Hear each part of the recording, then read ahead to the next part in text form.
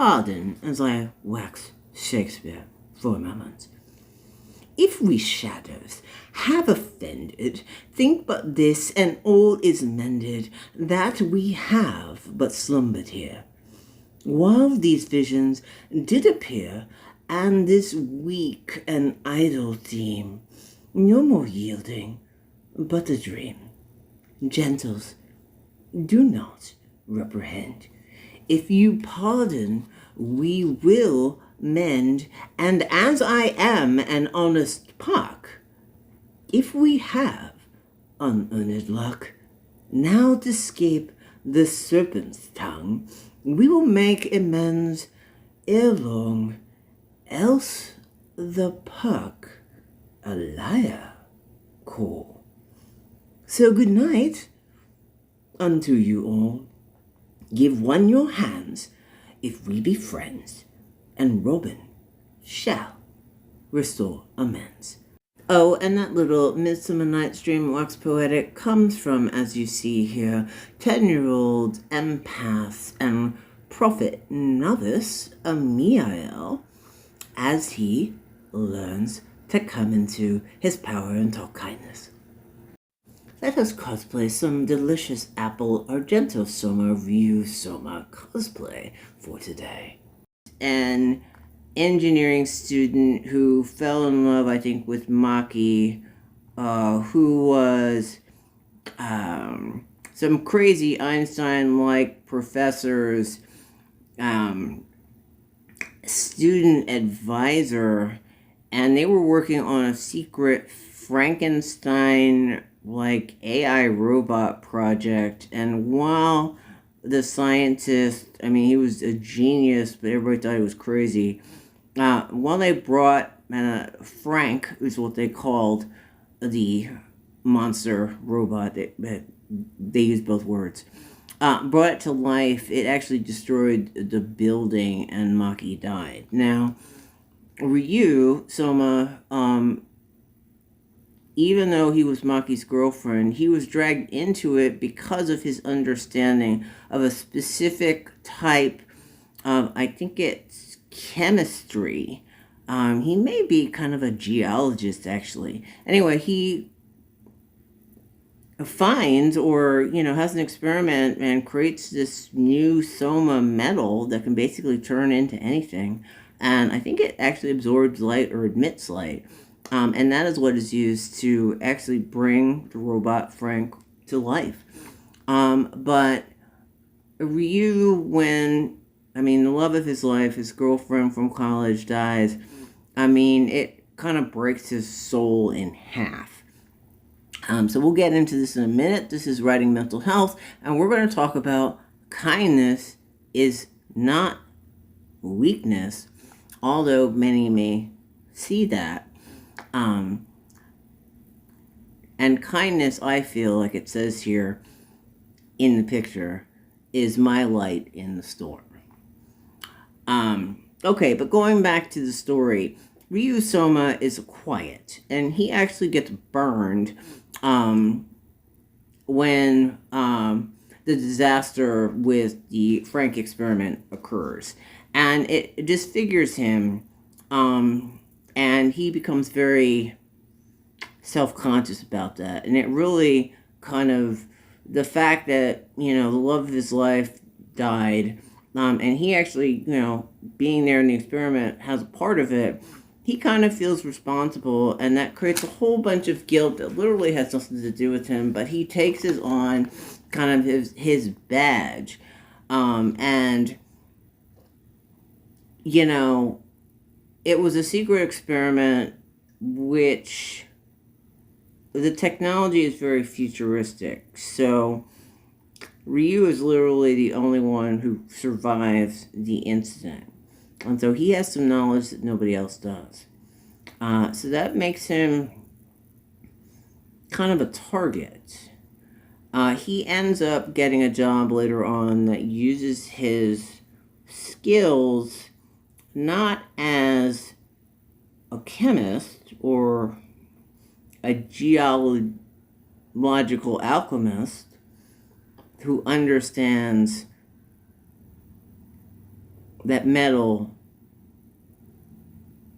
talks and is how light is emitted, atoms, electrons. There's a whole part in one of the early episodes going into how, the divine geometry of the atom and how the electron is this spark of life that started the universe. It's a very deep anime, and I can understand how many people will be annoyed with it because it's literally spouting Shakespeare all the time. There's this intelligence officer who shows up with red hair. And so, like, when he first shows up, he's wearing a white suit, he's kind of flashy, he's wearing red hair, and you, like, immediately do not trust this guy. I mean, he's just, like, way smooth talker. Anyway, he ropes Ryusoma in because the words sound good. And at the point after Maki dies, Ryu's heart is literally destroyed. And there's, like, with him, I mean, mental health, he's, like, given up. There's no coming back. He is anew, locked in guilt and shame. He just cannot get past it. And so this Shakespeare spouting white suit, red hair guy who's always seemed to be walking around with an apple. And at the very first scene, he, like, brings in this apple. You're like, dude, what's up with that? And he won't eat it. It's just, like, prized possession. He treats it like it is, like, this heavenly thing. And he sets it down on the table and literally gives Ryu a choice, between the apple. It's like good versus evil choice. And Ryu really he's got to make a decision. And the decision he makes is one shrouded in gray. And it's interesting to watch Ryuho is a character in Gridscan, who literally, his father disowns him at the age of 8 and banishes him for something that has to do with his bloodline, because he's, one of the half-sons. He's got a different mother than his older brother Lino. They're both have the father in the Viceroy. But Ryuho's destiny, when both of the two sons grow up, is to destroy his older brother Lino by any means necessary. And Lino's destiny is to never be able to satisfy his father's high standards. His father calls him an abomination. He's kind of a scapegoat a little bit. He does what he needs to do, does it well, but he ends up being a puppet to his father this entire life. Now, he does end up becoming the Viceroy, so he steps into, a path, or at least the path that, he was supposed to go on. And eventually, he was a clandestine psychic operative, but he was destined, to be something else. And he's part of the Pacific Territories, and so after Ryuho is banished, Ryuho literally goes to the opposition, the Atlantean Federation, gains as much power as possible by any means necessary. He does not care who he stomps on. He does not care who he hurts. He does not care. His main reason for being is to destroy his father, who banished him and sent him from the pristine, wonderful, royal city into the slums and discarded him like a piece of crap. Okay? And so Ryuho is forever 8 years old. Now he's an adult and he's a psychic and he can literally destroy stuff with his thoughts. And he doesn't care. His sole purpose is to destroy Lino. He doesn't care collateral damage or whatever. So I bring that up because we were talking about kindness isn't weakness. And in the Gridscan story, Lino is kind. He ends up getting walked on a bunch of times. And he ends up you know, even though his father is not physically in his face, he's walking a specific path. And, that is what's important. And we all walk a path. We come to the planet, we all have gifts, we all have a mission. Some people find that mission immediately, some people don't. Some people never do. Some people it takes longer, But, some people end up chasing things, and regret because they left themselves behind. And going back to the story of Ryu Soma, he was an innocent, happy college kid who made a ring specifically out of this new metal he discovered, which he named Soma. And it actually goes into where that came from. It's either, I don't know if it's Plato or it's Hermetic prophecy, but he goes into why he named it Soma and why it's important and why it has to be called that, and the whole meaning of it, and he makes a big deal about naming it that, and he actually finds this thing, and I guess he gets to patent it because he's the first person to discover it, but that was who he was. That's all he knew. That he was in love with Maki, and that he was a chemical engineer, geology student, and he worked with metal. And then the next day, working at a computer, he's not that. He's something else. He ends up being a pilot. He ends up working, this high security job. He ends up being an intelligence officer, none of the things that he was. He ends up meeting this white-suited, red-haired Shakespeare who literally teaches him that life,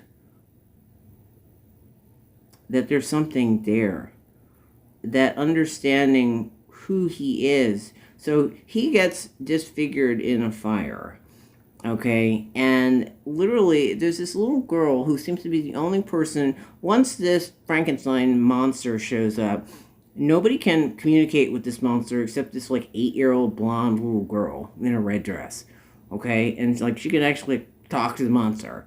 Nobody else can.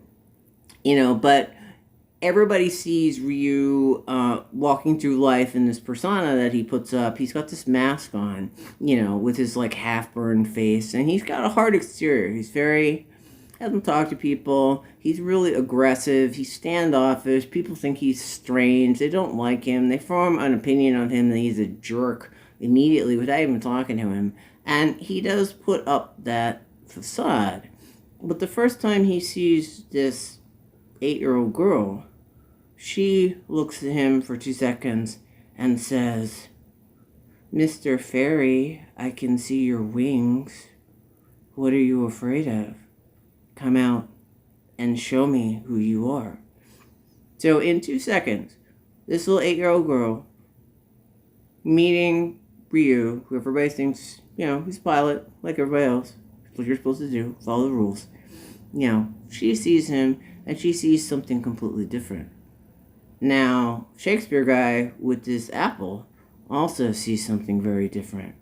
And it is those two people who actually see Ryu for who he really is. Ryu, last time I checked, means dragon. And it's interesting because he is very much like a dragon. He'll open his mouth and burn you in 2 seconds, if you step to him correct or incorrect. But he's doing that so that he doesn't get hurt. Because the baggage he has from losing Maki and the way that he did, that's a pain that wounded his soul that, he just can't cannot get past that, you know. And so that is how I wanted to start off this story. And so we're talking about kindness isn't weakness. A lot of times I know in some of the things that I've experienced, and I admit, I've let people walk all over my boundaries. At some points, I didn't even have a boundary. And a lot of that was because, you know, I wanted everybody to get along. I didn't want anybody to have to fight. In the past, you know, I'd done a bunch of fighting. You know, because like when someone calls you half-breed to your face and you don't really understand why that kind of pisses you off in some way that you're not really understanding why, but it hits you in a place that wounds, you know, there's something there. What is it? And so in order to keep the peace, you know, you either go at it full on with the sword and knock any opposition out of the way, you know. So you're going to win the battle before it even starts because you've been scanning the environment and you see anything pop up that at least looks just a tiny bit weird and you're on it. You know, that may have worked in the old energy. Ain't working now. The other thing is, you know, let's all get along in the old energy. I'm going to stomp on kindness because I'm going to take advantage of you because, oops, you didn't have a boundary. You thought we were all playing the same game. Oh, and your niceness, I'm going to stomp all over you because it's easy. You open the door. You know, and so in the past, I would have done that. You know, and I know, I spent years doing that. You know, I guess, you know, do the work of 5 people and not get paid. You know, take responsibility like in Yuichiro Hyakuya in Seraph at the End, Owari no Seraph. There's one point where him and his little ragtag band of young, naive, you know, troops in the demon army literally are late to, you know, reporting to a procession, and I mean, they're about to go on a mission. They can't even show up on time because, like, the leader of the group, I forget the girl's name, but she's like a noble, and Hyakuya was literally, I don't even know. He was like a piece of crap immigrant who was holed up in an orphanage because his parents thought he was a scapegoat, a demon child, literally tried to kill him and threw him away. So, you know, when the energy vampires came in and killed half the people and took all the children and destroyed the world, well, Hyakuya was quiet and he was captured, and so he was vampire food. You know, but he still, even though he was vampire food, his best friend, you know, who was also in the orphanage, you know, who's a member of, quote unquote, of his family, Mika, you know, and they tried to escape, and Mika came up with a plan, and there was like 9 or 10 people in their party. Mika and Yuichiro, and literally the vampires totally set them up, killed them all, and left Mika and Hyakuya alive and let them watch all the rest of their family, like, literally die. And then the vampire killed Mika. And Yu was not going to allow that. You know, Mika's hurt. That was it. We were done. And, you know, Yu was going to do everything, get himself killed, because he was bringing Mika with him, you know, and, you know, that was it. Mika was done. And Yu was like, I can't leave you behind. I just saw my entire family slaughtered. And finally, you know, Mika had to be like, dude, you need to go, you know. And you had said, you know, you had fought being a family, okay, with all these ragtag orphans. They were a big family together. You know, all of them outcast from society because they were all, quote unquote, different. They were, quote unquote, witches or psychic or lab rats, whatever you want to call it. Okay, so they were outcasts because they were different, you know, and it took, you know, the end, Mika watching you watching his entire family die, and that was like the first time that he ever told Mika that he was family. And the next minute, Yu's entire life is different. He's alone. He's in the darkness. His entire existence and what he knows is gone, and he's on his own. But here's the important thing, and this is the reason behind this video. When Yu-chan is screaming and crying at the top of his lungs because his entire world has just been destroyed in front of his eyes, he watched his whole family die. The only family he knew. Because his original family had literally betrayed him and left him for dead. Well, he's running through this tunnel, crying at the top of his lungs, rolls down this mountain with blood on his shirt from Mika, the person who, he literally ends up living for, even though he knows he's never going to see him again. On the other side of that tunnel of darkness, where Yu is literally crying out in agony, consumed in the darkness of his own emotions, that he definitely, he's a kid. He can't, there's no way you can do that. That's like dissociation 101 to survive that.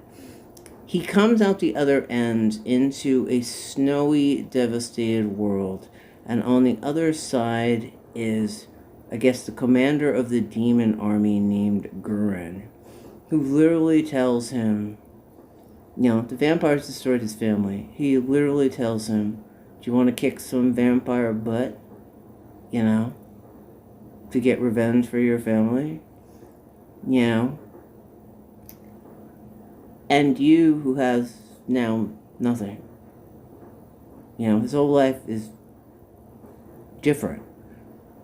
Literally falls down to his knees, crying, and says, I will do anything,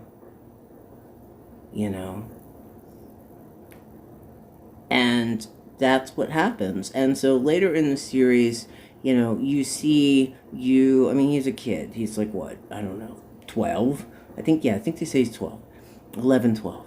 He's like crying every single night in his bed, and Gurren, who found him, who ends up being his commander in, the army and teaches him how to use his sword, literally tells him,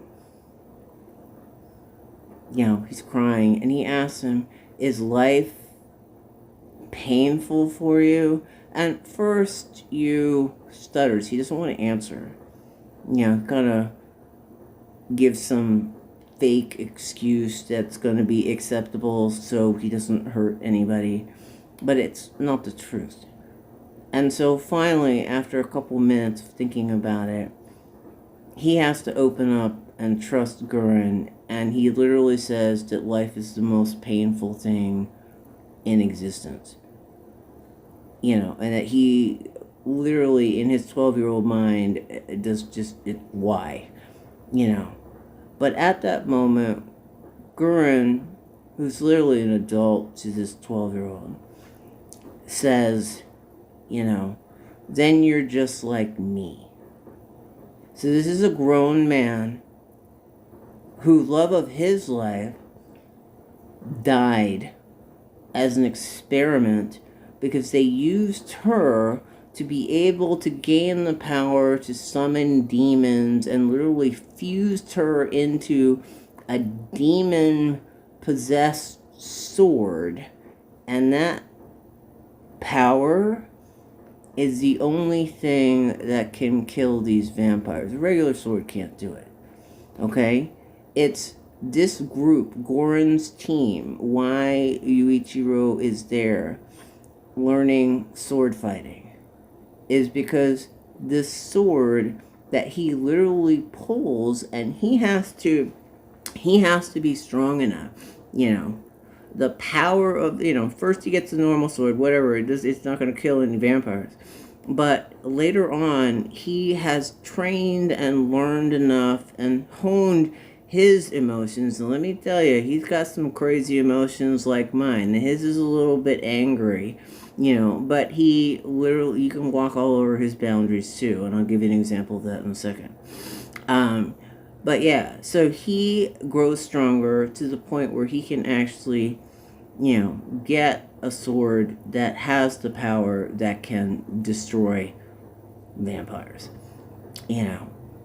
And in the world he's in, quote unquote, we've been talking about new and old energy. That's the old energy.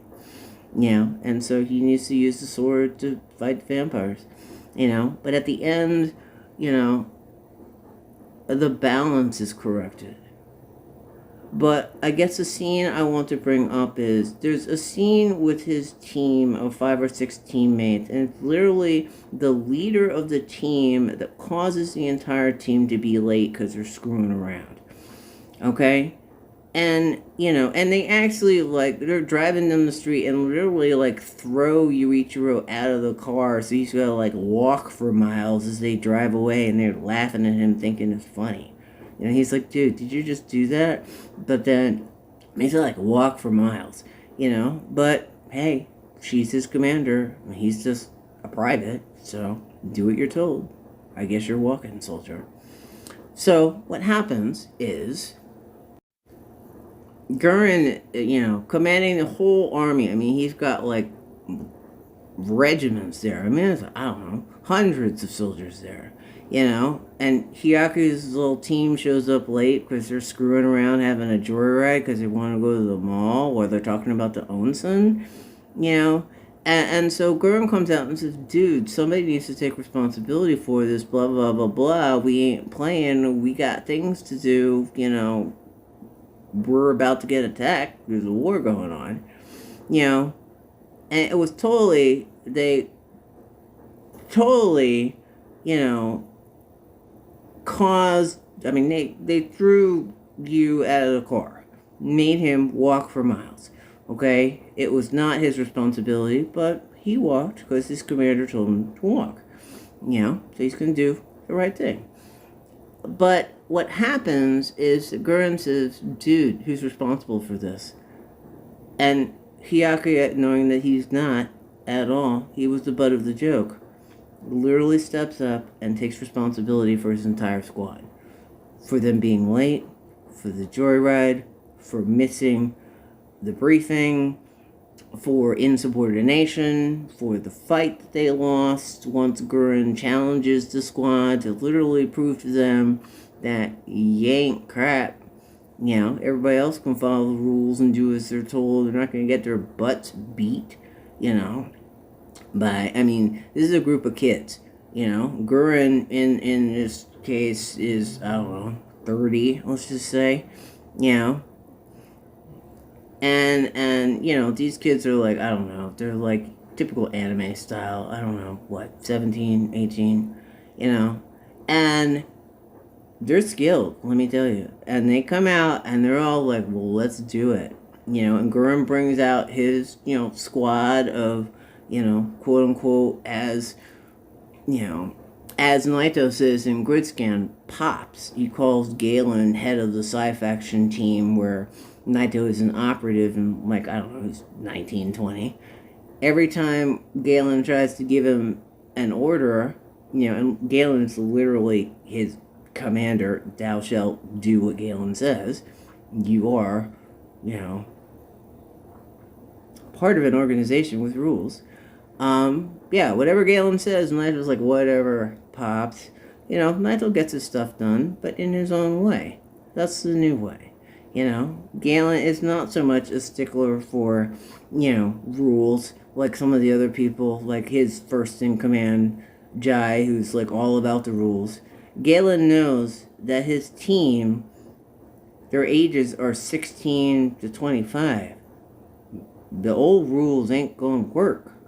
Okay? There's no way that you're going to get Blue the Chameleon, who literally can become anybody else at any given moment to get the job done, and don't piss him off, especially when he's activated, because he will screw you, and you won't even see him coming. You can't address that with the old rules. But like Gurren, once he defeats Yuichiro's squad, after Yu takes responsibility for something he didn't do to keep the peace, you know, Yu is the only one who actually wins the battle. You know, the rest of the squad is defeated. And at the end of it, Gurren gets a little pissed off. I think it was actually before the fight.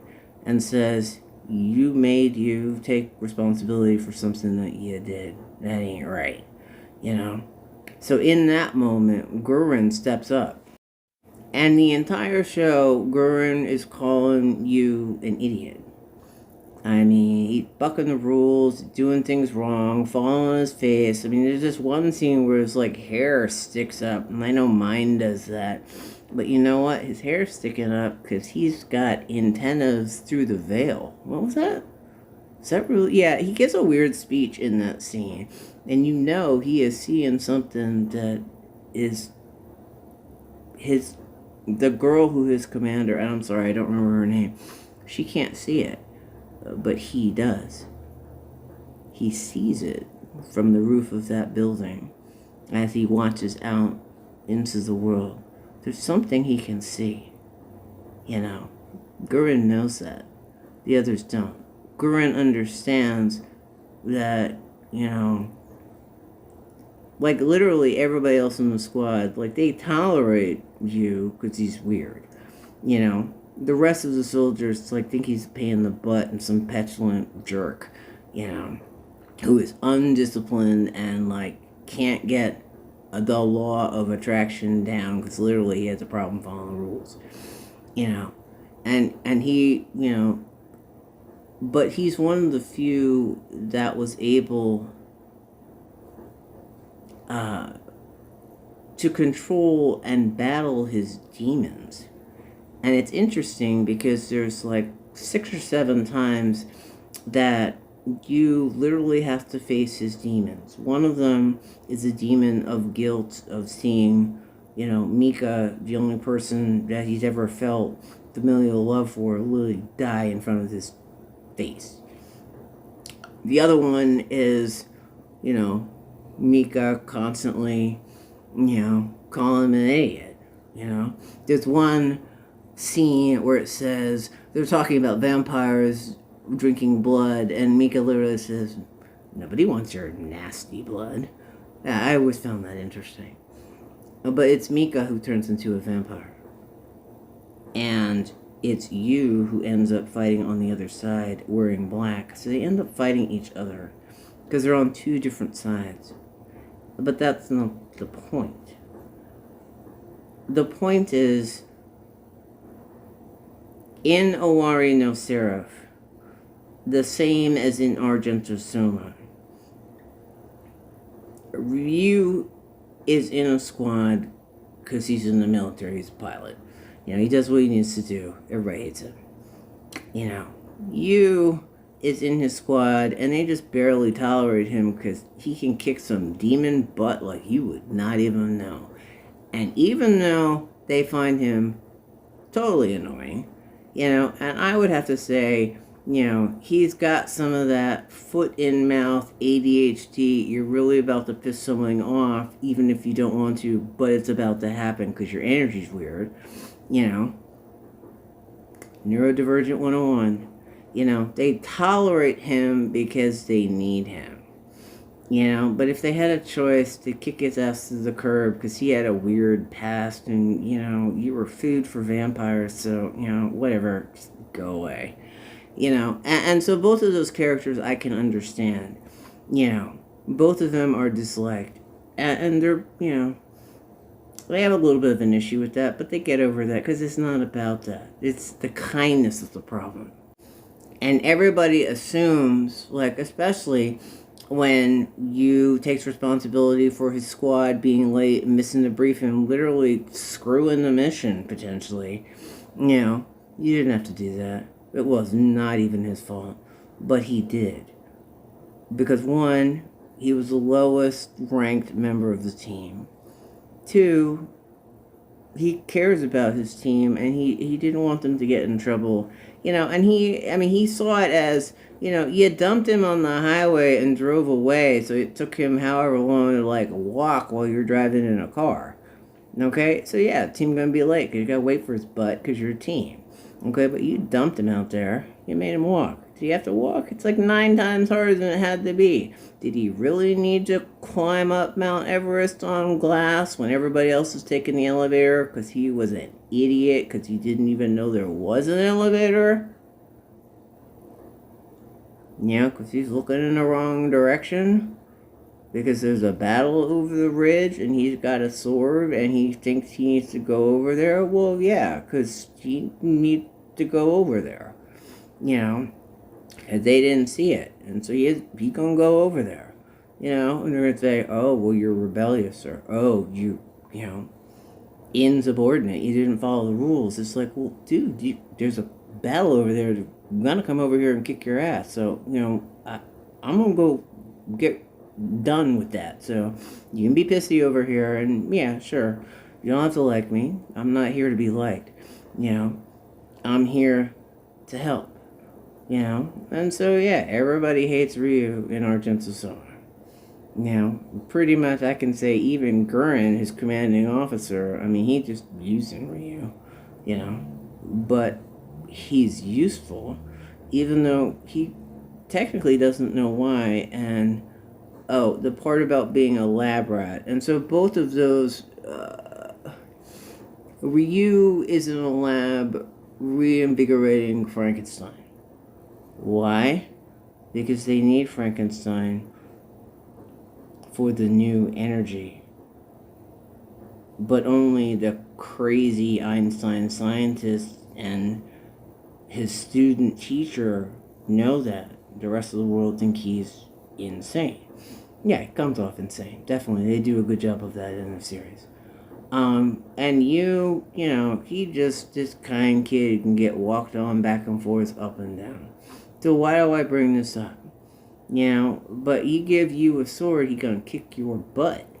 Okay? But you ask him to, like, go to class and sit still for 5 minutes and take a test, and it's interesting. Everybody else gets a good grade. I mean, there's, like, I don't know, 10 questions and 3 tests, and, like, you fails every single test, like, total F, 0 points across the board. You know, they give him some excuse. Well, you grew up with the vampires, so you know Latin. You know Latin, and, you know some other romantic language, but, your Japanese grammar sucks because you grew up with vampires. Okay, makes sense.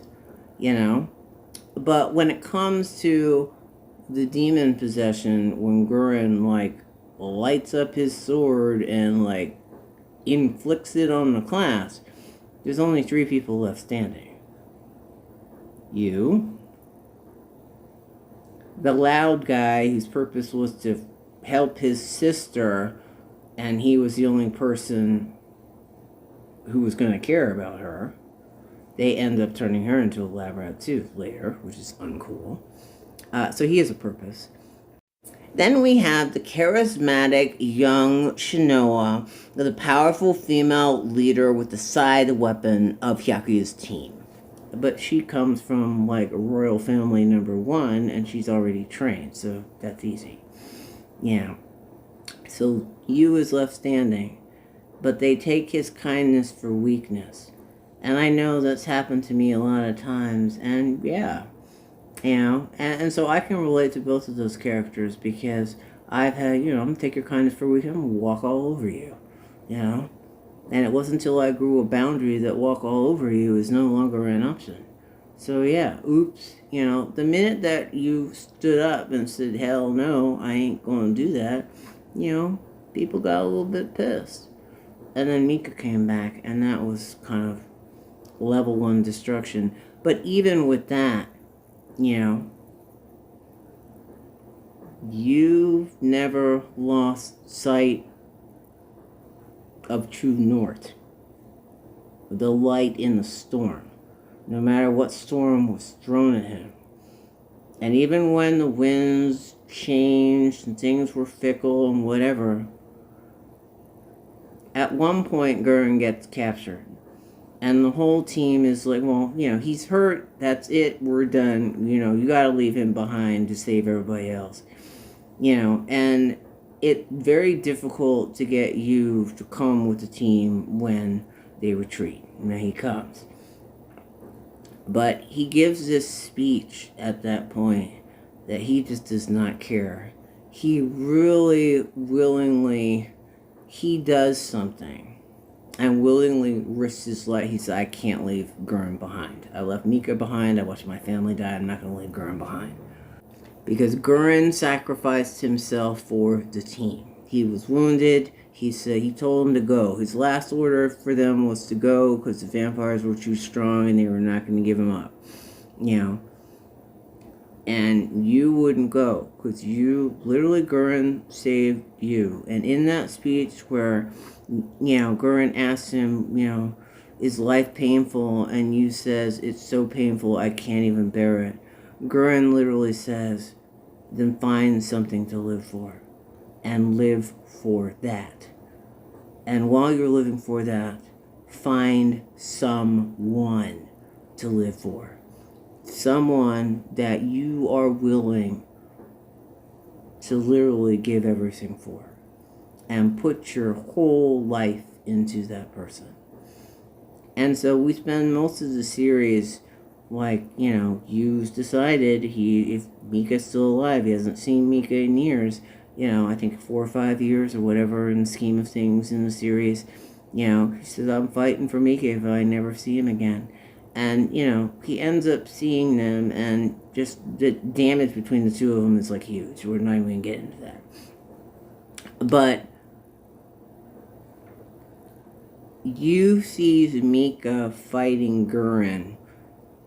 And Mika is his only family, the only family he has left alive. And when he sees Gurren in danger, he doesn't care. He literally stabs Mika in the heart.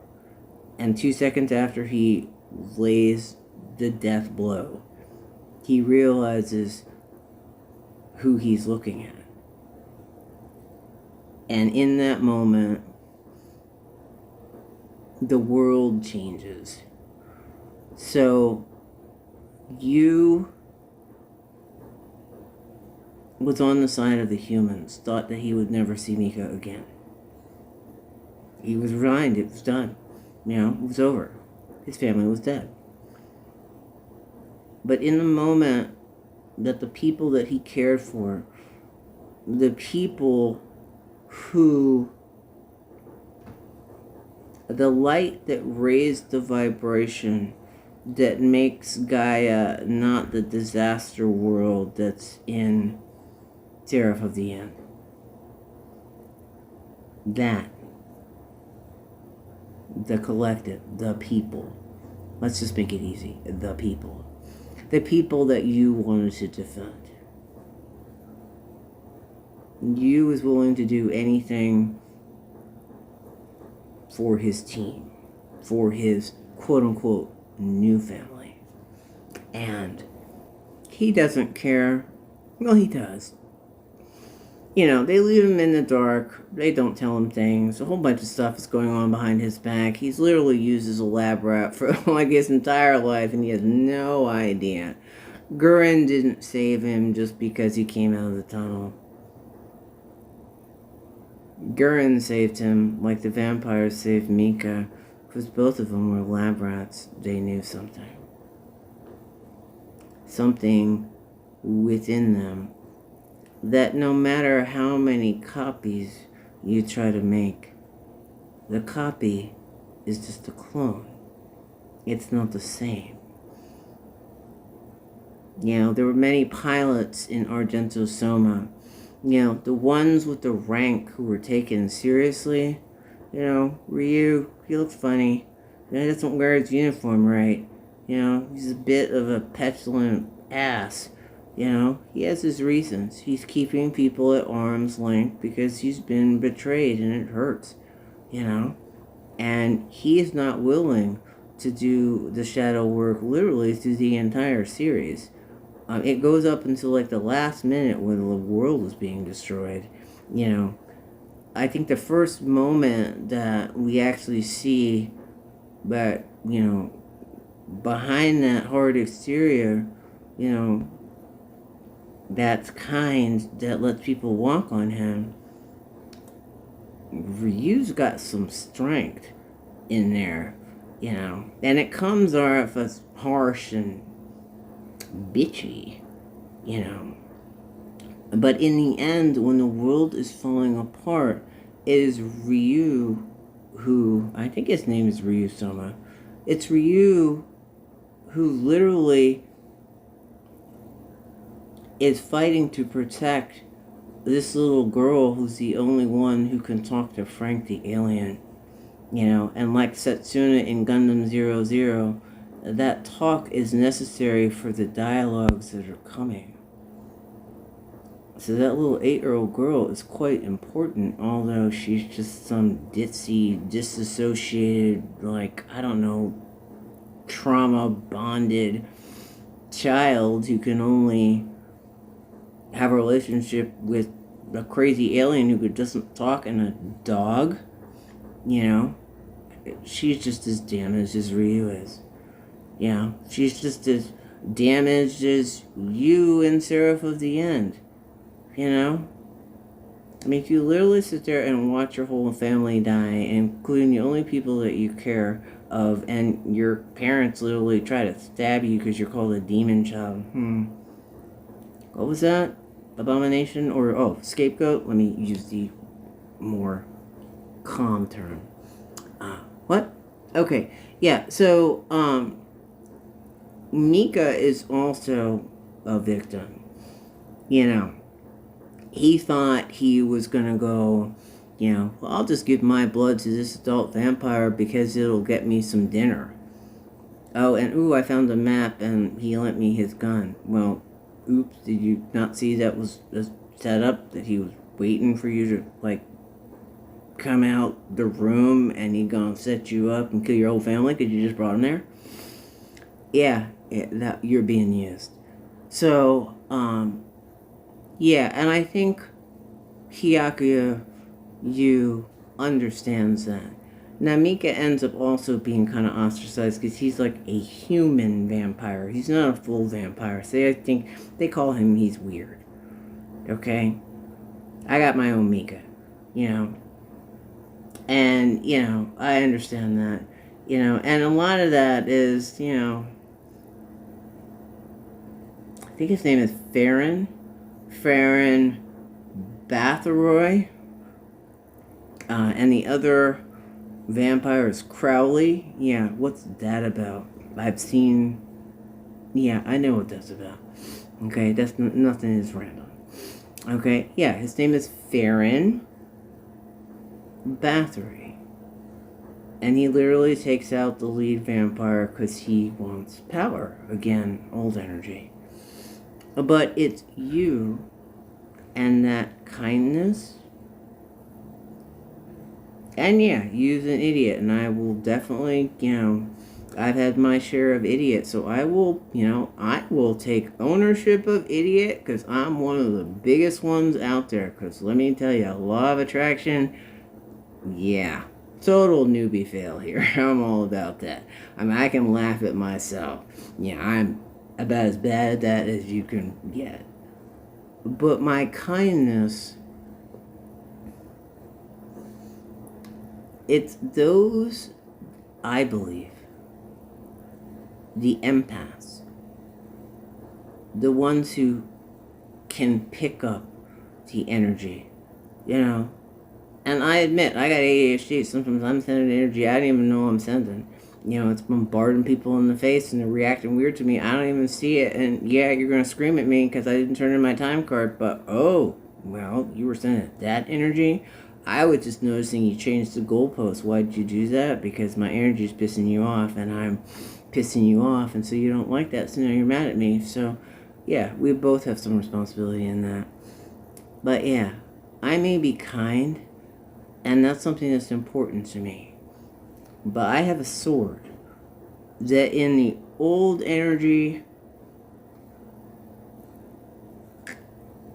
yeah, you probably don't want to upset me when my sword is out. And sometimes my sword is a pen, and both of them scream sometimes. But yeah, we're not fighting the war. Where's the war from before? That's the old energy. The new energy is about thought, intent, and positivity.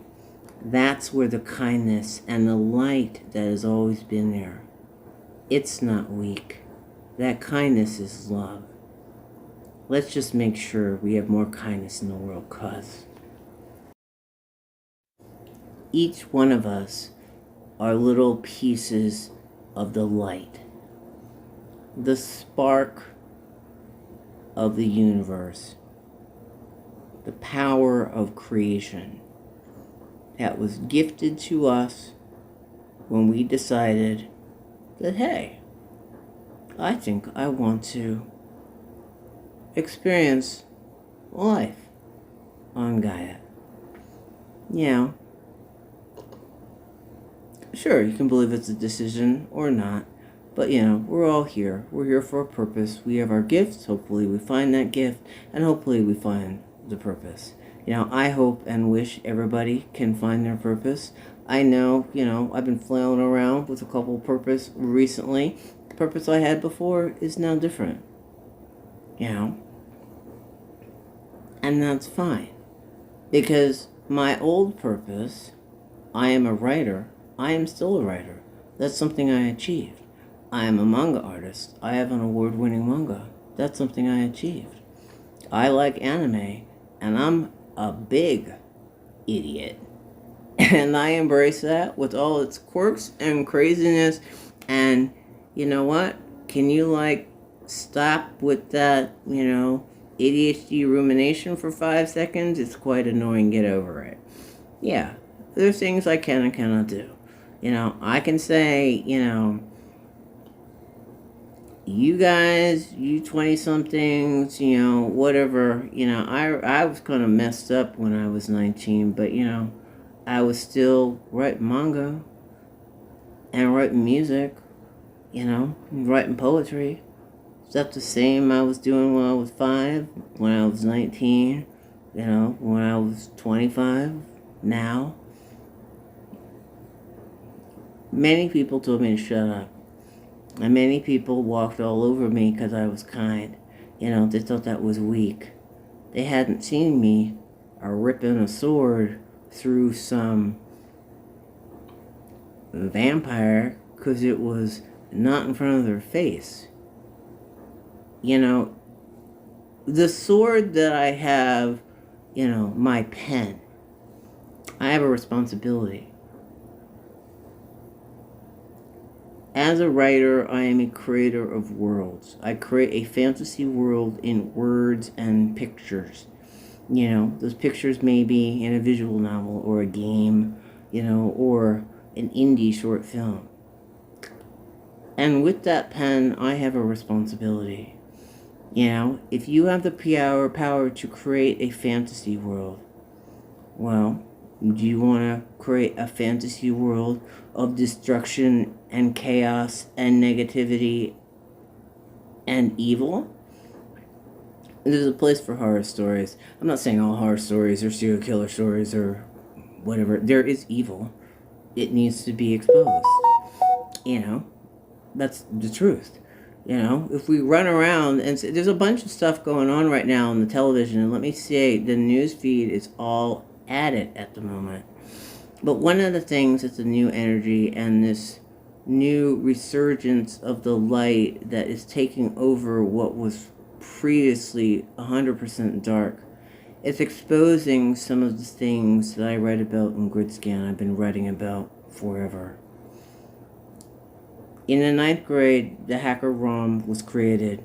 He was a homeless, gay kid, who's neurodivergent, and I think he's either schizophrenic or bipolar, who was a hacker who could read computer code by touching the screen, or a punch card to his lips. Yeah, where's that coming from, 9th grader? I didn't even know what a punch card was, and I definitely, no, it's coming from somewhere. So, yeah, channeling is channeling. Whatever. Seraph of the End. If you look at it, Seraph of the End is the same story as Argento Soma, is the same story as Macross Plus, is the same story as Gundam 00, is the same coordinator Atrin Zala as Thierry Arde and Ribbon's Allmark innovator Setsuna. Who are you talking to in the OVA when the dialogues occur? And last time I looked, Alleluia Haptism was a super soldier. When was the last time you'd been a lab rat, Rob? Sounds like the same story to me, in different ways. Oh, and Lord of the Rings. And Fremen have knives.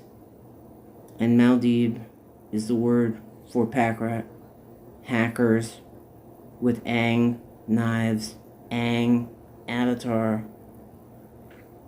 The last airbender, psychic powers, and I think Naito touched something yesterday and was able to read where it came from. I don't know what I was looking at yesterday. I think it was some, what was that British show about the people with superpowers in Elizabethan times? What was that? Demon Sebastian Ciel Phantom Hive? Oh, and I think last time I looked, Keith, Voltron,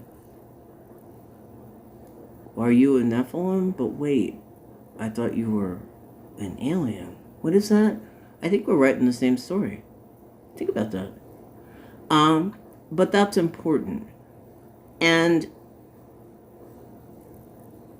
I write stories, and even if I only sell one book, it's literally I set out to write one book and sell one book. It's 40 books later, and film awards and manga awards and book awards. And I don't bring that up, to be like, ooh, I'm so special. When the books first came out, people said, stop writing, you suck. Okay, that was 10 years ago. Those sucky books, didn't win awards 10, 5, 2 years ago. In the last 2 years, I think divine timing means something. It's important. 10 years ago, a publisher turned me down and I got rejection after rejection because nah, that'll never happen. That's too out there. Okay. When's the last time the stock market crashed? And the power grid turning all the lights out? Or the last time someone attacked someone on the subway? Or I think there's shells dropping out of the sky in Ukraine right now. The old energy is showing us it's still there. It's exposing things. Do we think Lucy, random people don't go to foreign countries, get kidnapped, chopped up, and someone puts some drugs in their stomach so they can come across the border? Do we think that's not going on? There's a scene in Grid Scan, I think it's Atonement, where Gloucester, the trans channel, who literally had his mind reconfigured because he couldn't get over watching his sister be hurt by soldiers from the other side and chopped up in pieces so they could sell her organs on the black market.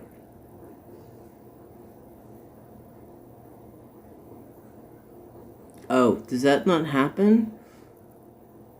Fade, the leader of the pack rats, formed the pack rats, and Ian, the most powerful trans channeler in the series, who happens to be a transgender woman, before she comes into her calling as the religious leader for the rebellion, the highest, most powerful person whose word holds weight.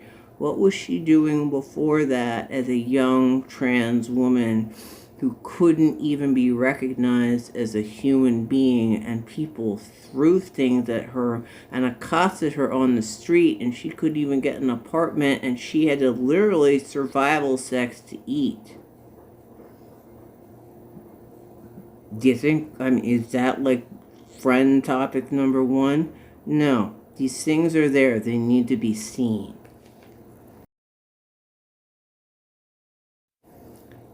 Sometimes touching a wasp nest with a 10-foot pole is gonna get you stung a bunch of times. Definitely, I don't want to read that. I want to read the love story on the beach. And more power to you. I love a good love story on the beach. Definitely it's going to sell better. That's definitely what people want to read. I'm all about it. I don't write for prestige. I don't write. I mean, yeah, we all want to be recognized for, our art. That's not why I write. Like I said, I write for the middle school mom who found out when the virus first hit that I made face masks with the mole icon, which is the pack rat hacker symbol for the system they use to infiltrate the government, to expose hidden information that people need to know about, to keep safe as the radiation they didn't tell you about rains down from the sky. And in the city, there is no radiation sickness because they're all citizens in the pristine metropolis city. In the echelons where the immigrants are, the people I don't care about and can discard because, oops, they're not right. Well, in the echelons, people die from radiation sickness every single day. There's no clean water. Most people are homeless. There are no jobs. There's no money. There's no food. Food deserts. I think there's a scene in Gritsky and the Lost Ground about Blue, whose mom is actually a prostitute. And the sheer fact that Blue, who's actually a girl, is transgender and knew when the story starts, Blue is 5. And Blue knows who Blue is. But the sheer fact that his prostitute mother, and literally she's survival sex to save her life, she looks weird. She got weird colored hair, so nobody's going to give her a job. She's weird. The only thing she can do is sell her body. If she wants to feed herself and feed her child, well, you do the needful. So what happens? Okay? She gets beaten up because they don't want to put her in a dorm like the other prostitutes because she has a child. Child's a nuisance, right? So what does she do? She has to make a decision. When Blue shows up having psychic power, which would mean that Blue would need medication to keep his power in check so that he doesn't overload emotionally, which is literally one of the problems, it's called secret, in the series. Because there's too much flood of thoughts, emotion, and energy. It can literally drive a psychic crazy. If you put a psychic in a crowd and they can hear everybody's thoughts at the same time without a filter, and children don't know how to filter that, Masayuki in Nighthead, yeah, take away a 7-year-old boy's mother, and yeah, you're going to get a Masayuki moment. It's quite interesting. I would definitely check it out. That's why it's important, if you have a child who's sensitive, or empathetic, you know? And, you know, like I said when I was 5, you know, invisible friends, Dee Dee has a name, you know? Dee Dee broke the dishes. Dee Dee's hiding in the closet. Last time I checked, Dee Dee, which we're going to call Dee Dee because Dee Dee actually has a name, we're going to call Dee Dee the name that Dee Dee was given. But yeah, if your 5-year-old child says that they can see something in the corner, bet your bottom dollar that 5-year-old child can see that, because by the time you're 11, if that doesn't disappear and you welcome to the world of adulthood, that kindness, that Dee Dee who speaks to your scapegoat child, no, there's nothing in the corner. Who are you talking to? You're crazy. I'm going to send you to, the guidance counselor? You know,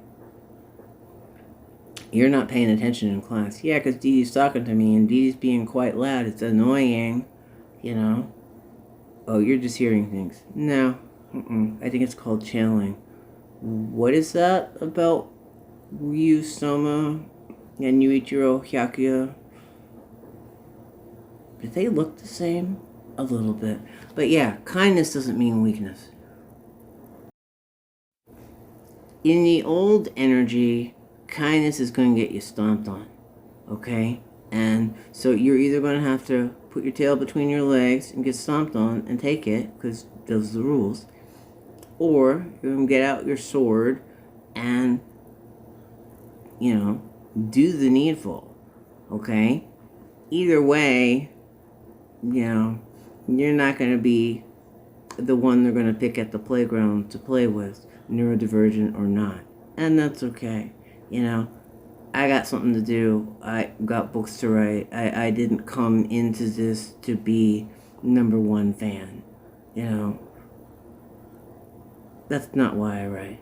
You know, people who do, more power to you. And you know what? Kudos to you guys for making all that money. I'm like, yeah, that's awesome. I'm all about that. You guys have definitely earned your Lamborghini, let me tell you.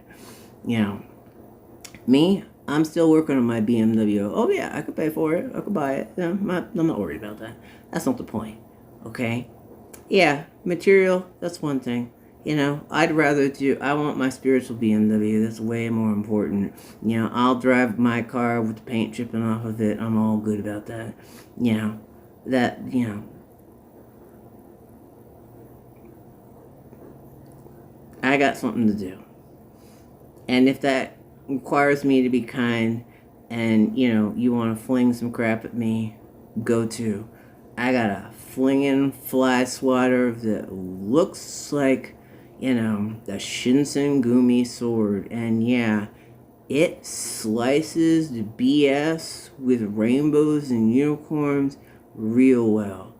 But you know what? That's the past energy. But guess what? Just like this red apple in the picture,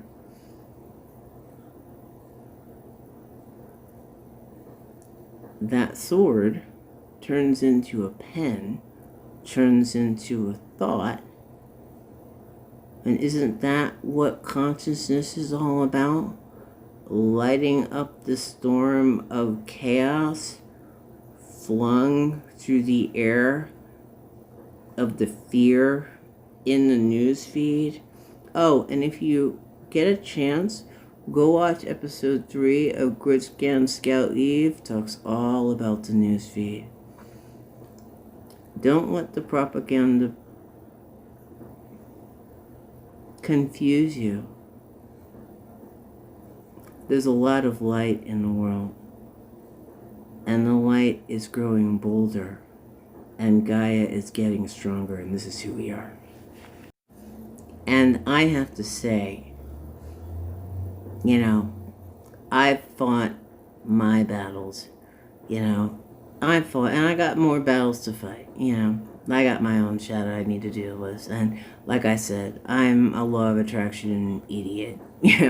I'm still trying to navigate and figure it out. So more power to all those who've already been there, done that, I totally look up to you. You got that definitely on me.